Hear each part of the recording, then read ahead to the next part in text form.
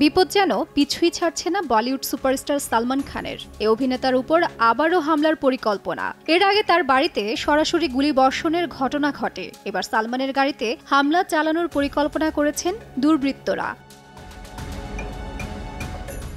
এই ঘটনার পরই নড়ে চড়ে বসেন পুলিশ প্রশাসন।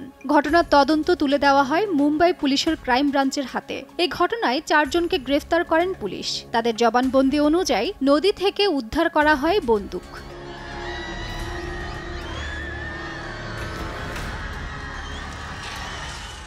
এবার সেই অস্ত্র নিয়ে চাঞ্চল্যকর তথ্য দিলেন পুলিশ। মুম্বাই পুলিশের পক্ষ থেকে জানানো হয়েছে, আগের ছক বানচাল হওয়ার পর লরেন্স বিষ্ণইয়ের দল নতুন প্ল্যান করেছে সালমানকে তারই পানভেল ফার্ম হাউসে খুন করার।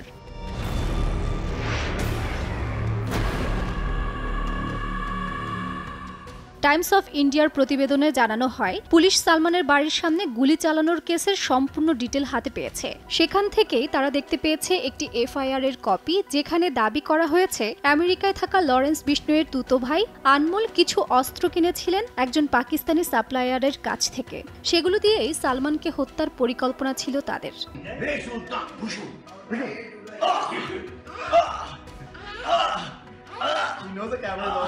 পুলিশের পক্ষ থেকে এদিন আরও জানানো হয়েছে, এই অস্ত্র দিয়ে তারা সালমানের গাড়ি উড়িয়ে দিতে চেয়েছিল, কিন্তু তারপরেও বাড়ির বাইরে গিয়ে গুলি করার মতো দ্বিতীয় প্ল্যান তারা কেন বানালো সেটা নিয়ে দ্বন্দ্বে পুলিশ।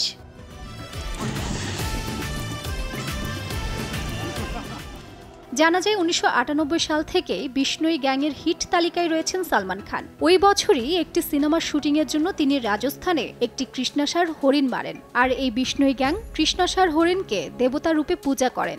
এরপর থেকেই সালমান খানকে হত্যা করতে চাইছে বিষ্ণই গ্যাং। একাধিকবার হুমকির পর শেষ পর্যন্ত তার বাড়িতে গুলি চালানোর মতো ঘটনা ঘটে। তাজরিন রিকা, সময় সংবাদ, ঢাকা।